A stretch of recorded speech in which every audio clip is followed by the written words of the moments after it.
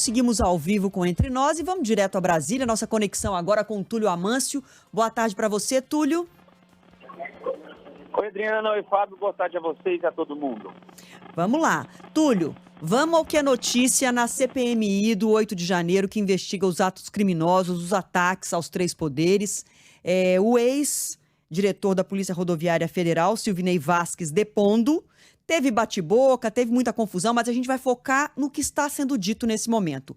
Alguma notícia, ele nega tudo e de que não houve nenhuma irregularidade em relação às operações durante as eleições, não é isso? Exatamente. Ele está tentando se descolar, né? Descolar a imagem dele da imagem do ex-presidente Bolsonaro. Disse até que nunca votou no Bolsonaro na vida, né? Mas a gente sabe que o Silvinei Vasquez, ele é réu por pedir votos irregularmente a Bolsonaro. Ele se aposentou voluntariamente aos 47 anos, no fim do ano passado, no fim do governo Bolsonaro. Foi indicado ao cargo através de Flávio Bolsonaro, filho de Jair Bolsonaro. Mas, de qualquer forma, ele tenta se vincular. Vale dizer que não apresentaram nada forte, nenhum documento pesado, nada para incriminar o Silvinei, que depõe hoje na condição de testemunha, mas os parlamentares lembraram documentos que já apareceram aí no decorrer desses meses após as eleições.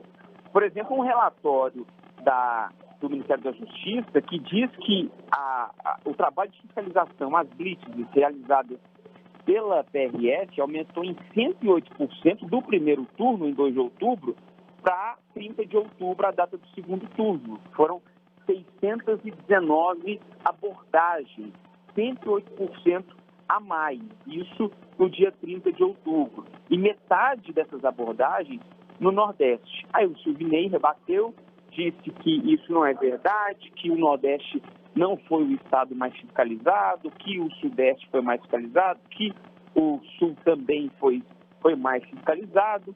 E aí, entre narrativas e discussões, como você disse, está se estendendo, viu? Ainda muitos parlamentares estão inscritos e a promessa é que isso aqui vai varar o jornal da Band, viu, Adriano? Olha, você me fez tossir, engasgou, rir e hein? tossir. Será que você vai entrar ao vivo com o depoimento do Silvinei negando do horário que começou até o final, repetindo a mesma negativa? Eu estava pensando nisso agora, viu? Conversando com o nosso editor do Jornal da Band, pode ser que renda um link daqui porque o negócio vai longe.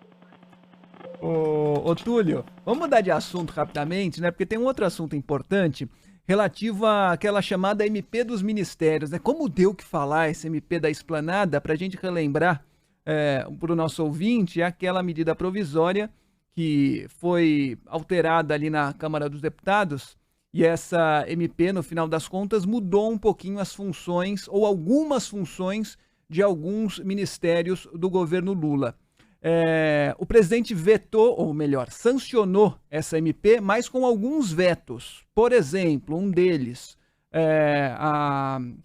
o trecho que transferia do Ministério da Saúde ao Ministério das Cidades o planejamento, coordenação e execução e supervisão de ações ligadas ao saneamento em territórios indígenas. Algum desses vetos é delicado, pode criar problema na volta agora do texto da Câmara dos Deputados?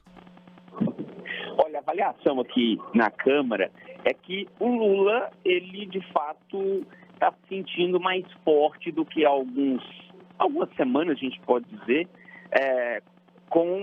nessa queda de braço que existe com Arthur Lira. A gente pode chamar de queda de braço, sim, porque quando o governo tenta apertar mais de um lado, vem o Lira, pede mais alguma coisa, faz mais alguma exigência e empurra o braço para o outro lado. Então, nessa disputa, a avaliação é que o governo jogou para negociar mais alguma coisa com Arthur Lira, aí resta saber se nos bastidores, aqueles cargos, aquele espaço maior no governo vai ser atendido.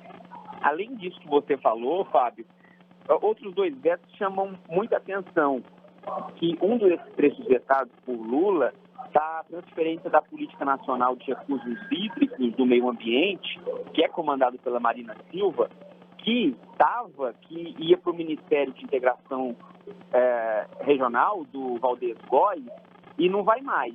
foi vetado por Lula isso, já considerado uma vitória para Marina Silva. E tem uma outra questão importante que pouca gente está falando. A ABIN, que nessa MP da reestruturação ministerial, a ABIN estava voltando para o GSI, né? E agora a ABIN, ela fica mantida, né, que é a Agência Brasileira de Inteligência, ela fica sob a tutela de Rui Costa na Casa Civil, que é o que o governo sempre quis. Então vamos ver como é que isso vai funcionar nos bastidores, na articulação, porque vale frisar, o presidente vota, mas os vetos do presidente são analisados aqui no Congresso Nacional ainda. Ou vai fazer um gesto de se posicionar, mas já sabendo que a chance de perder e dos vetos serem derrubados na Câmara são, né, uma chance alta, ou então tem alguma combinação de bastidor. Dá para responder? Dá para dizer qual é o caminho ou ainda é cedo, Túlio? Eu acho que as duas hipóteses elas são válidas, Adriana, porque tanto as negociações estão acontecendo nos bastidores que envolvem o Centrão na reestruturação ministerial, que aí a gente lembra os assuntos dos últimos dias, das últimas semanas, que vão de Daniela do Vaguinho deixando o ministério, passando por cargos no Ministério da Saúde, até essa questão de só marcar posicionamento também. Porque Marina Silva é uma ministra que está precisando de mais atenção de Lula, por questão de exploração do petróleo na bacia da Amazônia, tem tudo isso.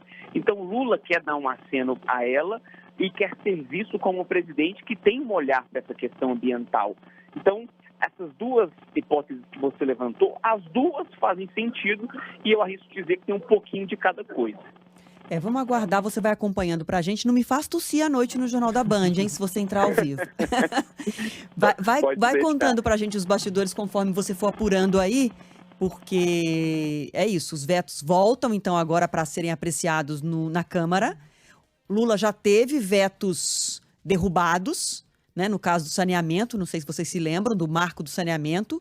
Ele tentou vetar alguns pontos e acabou perdendo no Congresso, mas essa negociação aí com o Centrão para tentar uma governabilidade, para tentar um apoio maior, pode envolver esses vetos. Agora o Túlio acompanha tudo pra gente. Obrigada demais, viu, Túlio? Valeu, gente. Abração para vocês e a todos. Valeu, Túlio.